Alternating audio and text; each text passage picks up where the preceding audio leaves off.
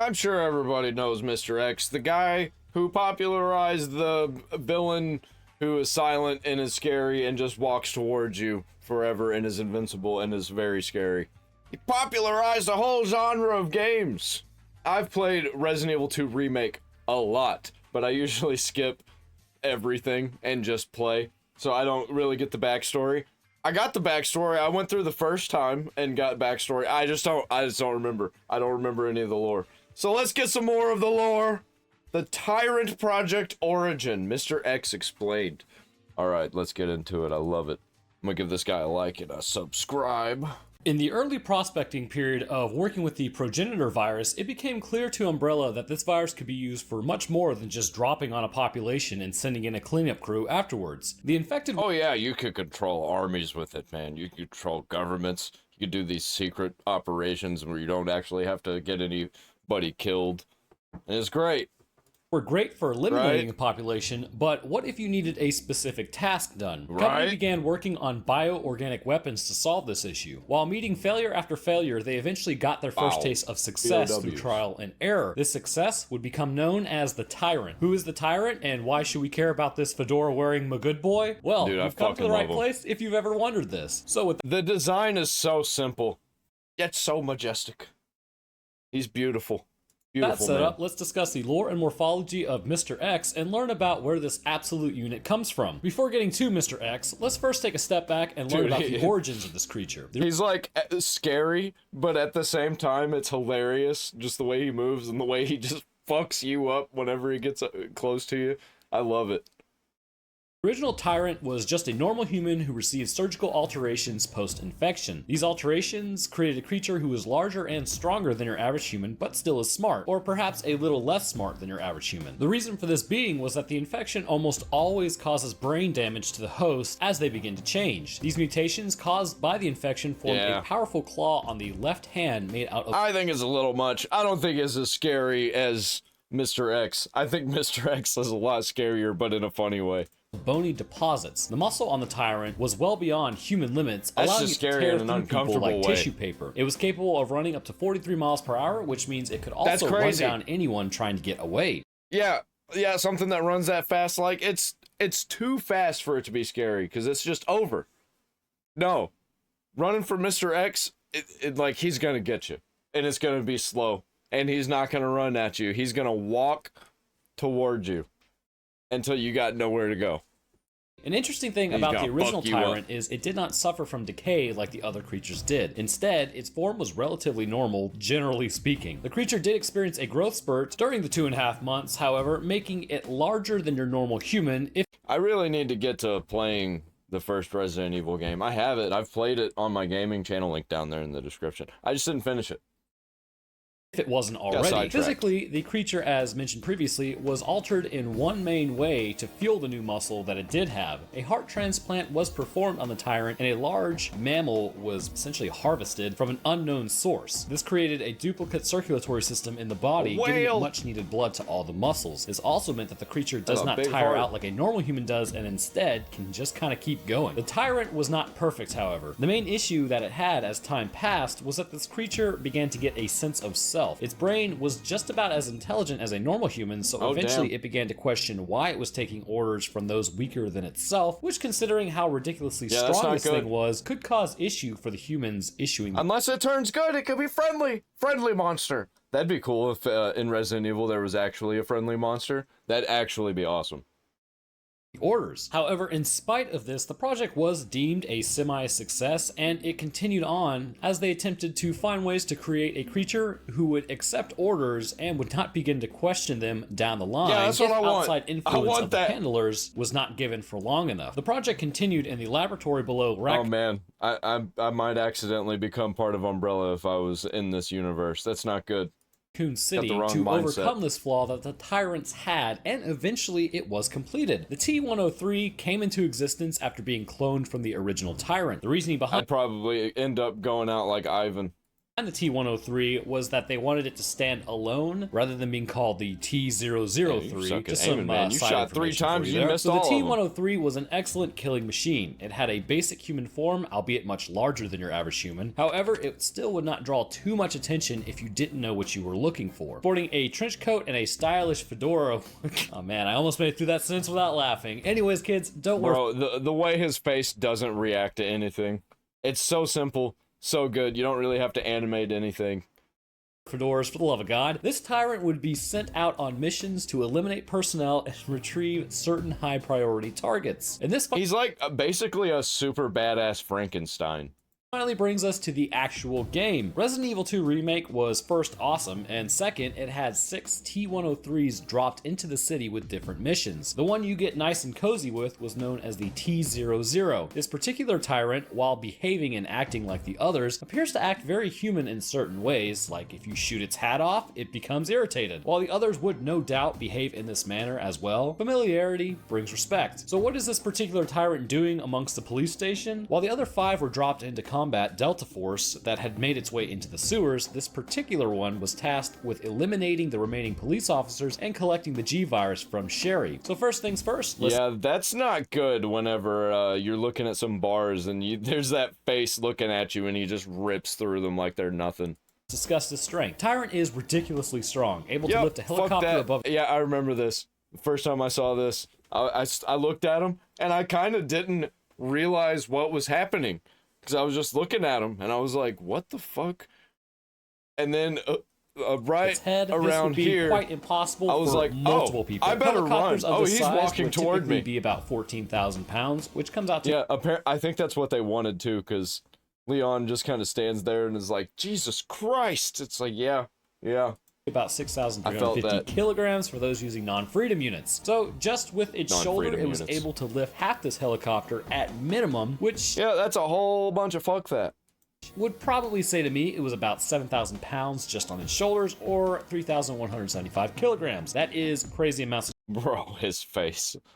Strength, but it's not just muscle, the bone would need to be incredibly powerful too. The bones had to grow considering this creature experienced a growth spurt as well. Longer bones, as we all know, typically lead to weaker extremities, so they would need to be thicker, allowing for muscle to attach without snapping them. Somebody in my comments recently said that thicker bones do not equate strength. That is absolute nonsense. I implore you to pick up any anatomy book. I just thought I would throw that out there. Hollow bones are weaker, but they can be relatively strong, whereas thicker bones are thicker for a reason, which means they're used for strength capabilities. So enough with that soapbox. Yeah, well, sure, that's not necessarily true when you're talking about mutations, though. You never know what happens, man. Some crazy shit happens. Sometimes you don't even need bones. If this much muscle was on a normal human, every joint you had would be dust in minutes. This bone strength allows for several things, but most notably in my mind, the ability to punch through walls, which shows us again how strong this creature is. Making your way into the holding cells, you'll find an unfortunate reporter. Apparently he either is talking too loud or is a target considering the information he has on Umbrella. Anyhow, the Tyrant is able to bust he just kind of looked like he was gonna die at some point. Might as well be that kind of death, you know? And through a solid wall and crush the skull of the reporter. Ouchies. Obviously for any standard human this would snap bones in the hands if they were able to, but this creature does it with very little issues and without any problems coming from it. So what changes had to be made for this creature to get to where it is? Well, as we all know, the T-103 oh boy, I want to play this game now. Simply a clone of the T-002. However, the key changes... I'm gonna get to it fairly soon. I've been playing Resident Evil 4 on my gaming channel. I beat it. I'm playing Separate Ways now. And I'm probably about to beat that.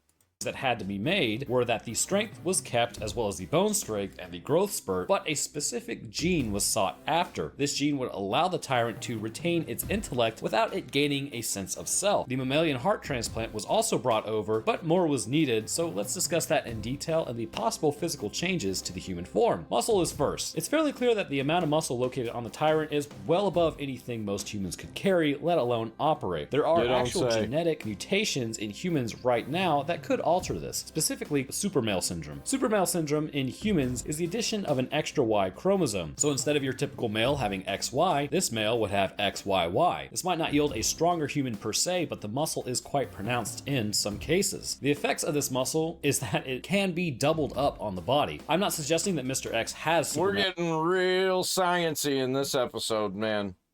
I'm not following you. Syndrome, but the effects could be done Too many smart words. By simply altering the genetics of a human. In this case, the effects of super male syndrome could be brought on by the virus, considering it attacks humans on a cellular basis. The interesting thing So what you're saying is basically an orc. He's a super mutant from Fallout. about super male syndrome is that it also usually produces taller males. It causes the bones to grow more than usual, producing taller people after a point of what's considered a normal range. This is interesting as it also exists in the Tyrants. The surgical implants conducted on the Tyrants would make sure to fuel this new muscle and new growth quite effectively. So how tall is he? Well, let's take... Man, there's nothing else like the art for Resident Evil, you know? Your average door, which is about 6 feet 8 inches or so, and considering he has to duck to walk into the room, I would put him at about 7 feet to about 7 feet 3 inches. So good lord, this thing is about as tall as Master Chief is in his armor. This comes out to about 2.3. He's probably about as strong as Master Chief is in his armor too. I want to see this guy go toe to toe with the Chief. That'd be a badass battle, you know? Let's combine the forces of Resident Evil and Halo. Why not? We can bring the Flood in there too. 2.2 meters tall. Another interesting idea about the possible effects of the virus mimicking super male syndrome is the testosterone production. In super males, they tend to have higher testosterone, and as known, this can increase aggression in any type of male animal. The Tyrant exhibits extreme annoyance should you injure it or hinder it in any way. While this may just have been an effect of the brain damage, hormonally, it seems that this creature would have extremely high test levels as well as human growth hormone levels, allowing it to get this particular build. Super male syndrome on a How much would it pee? How much would it take a shit? You know, you'd figure you'd see a whole bunch of zombie shit everywhere, because they eat. Is a pretty cool prospect, and it's a real-world explanation of the changes induced by the virus. Again, though, I doubt the virus has the ability to add in the extra Y chromosome in the Tyrant, but with that said, the changes do seem to mimic symptoms brought on by it. So moving past that, it would also appear that the Tyrant has a regenerative ability as well, which is also well beyond anything humans have. Many times the creature is injured, shot, ripped apart, falls into molten metal, yet is able to get back up and keep attacking later on. Going back to my earlier point about super male syndrome, considering the body has been kicked into overdrive, Bro, he's stronger than Terminator. Growth hormone would be in greater quantities. I'd like to see the Tyrant in Mortal Kombat against the Terminator also in Mortal Kombat. That'd be a badass battle. All throughout the body, and as such, like this could Nemesis. induce healing on a level not known in humans. The face of the Tyrant is one that is rather blank. From what we can see, the skin is more than likely scaly and thin, and has turned gray through the process of mutation as well. The eyes almost appear to have been altered and are steel blue concerning the iris. It is possible that they have been altered some way through surgery, but I'm not 100% sure if these were changed out or if it is just actually caused by the mutation. His basic form is extremely lethal in combat as he relentlessly finds, follows, and punches to death any of the targets he soughts after. But there exists another form that is even more lethal should you just completely annoy him enough. This form comes out when tracking down Leon for long enough and taking enough damage. Upon entering its second form, the changes are quite apparent. No longer does it have the overall human shape, but instead, its entire right arm has mutated. Where the right hand was is now just a large claw, and this claw appears to be made out of sharpened bone, which interestingly enough appears to look more like its original clone form. The stress response appears to cause these creatures to change and mutate. This form is quicker and more lethal, taking just a few hits to completely bring you down. It appears that the heart is exposed, as perhaps now it is handling more work. That's what you gotta shoot. Resident Evil teaches you that. Whatever sticks out, whatever's pulsing, you know, and glowing, that's what you shoot. After the mutation. This has led to larger veins and arteries in the area, exposing a weak spot. So presumably at this point, it can be assumed that while the first form, the human heart is working probably more so than the larger mammalian heart, and it's handling most of the blood pumping, but when it enters its second form, this causes more stress, which more than likely causes the larger heart to take over. Man, Leon broke his heart. He died of a broken heart. That sucks. I feel for him, you know? completely to handle the blood requirements for the body. The face of a super tyrant is completely mangled by an explosion. With half the jaw missing and just the top teeth still in place, this creature... Yeah, that regenerative ability ain't working so good no more, is it, boy? Has seen better days. The eye socket on the right side has almost been... Yeah, I guess the regenerative ability is only for the exterior. Completely blown open, leaving the eye in place, presumably held there by the optic nerve. The right half of the body has been damaged quite heavily, and the ribs are actually showing through to the surface. So, how do you game in one another? Well, in its first form, Mr. X is gonna give it to you. Take a wrong step through a wrong door, and you'll get a knuckle sandwich. Alright, yeah, I got you. X gonna give it to you. That will take you out completely. A super tyrant does have a special game end, we'll call it. It will run at Leon, stabbing him in 3 places: the upper chest, the upper abdomen, and the lower abdomen. Considering that there are important organs and arteries in this area, this leads to an extremely quick bleed out for Leon. How does Leon end Mr. X? Well, the good old fashioned way, a rocket launcher to the face. It's Dude, quite that's how you got to. You can't kill an enemy in Resident Evil without a rocket launcher. The last enemy, at least. All the last enemies. Resident Evil 3, 4, and 5 were killed with rocket launchers. Resident Evil 2 might as well have it die with a rocket launcher too. All of them. Damage in the first form to Mr. X, but upon entering his second form, ironically a weakness is shown. Aiming for the face and chest region, you are able to take out his heart, which completely blows him in half, ensuring that he will not be regenerating from that hit. And I did just want to point out one thing. According to the lore, Umbrella looks for certain genetics in a person who can maintain the intellect that they have while they are infected, but also I do think that it's interesting the size of this creature, and it's able to maintain its intellect of a human or a... I wish we had some backstory on like who he actually was. A little bit below that. Again, I'm not saying that this is super male syndrome, but it is interesting that they are looking for certain genetics. Unless whereas there is, and he just didn't get into it in this. Won't work, and a lot of the symptoms exhibited in super male syndrome do appear to be exhibited in Mr. X. There you have it. Mr. X is a beastly, grayish, stoic creature, and while not explicitly shown, he has changes from a normal human form, which I would lean more towards those being the effects of super male syndrome without the addition of the Y chromosome. This would explain his size increase and how he has changed from his original, well, or I guess what he was cloned from changes from the T-002's original form. Anyways, thanks for watching, guys. I hope... Yeah, I like how we got all sciencey there for a little bit, you know? Because they make it make sense. The writing for Resident Evil is immaculate. That's why it's my favorite franchise. I fucking love Resident Evil. I'm definitely going to be playing some more Resident Evil. I'm also going to play Evil Within. I think that might be the next game that I play when I finish Separate Ways for Resident Evil 4. I think I'm going to get into Evil Within because it's like a spiritual successor before Resident Evil 4 Remake came out. And I never played it. So I'm going to try it out. Like, comment, subscribe, ring the bell for all notifications. I got this guy linked down there in the description. You should check him out. See you in the next one.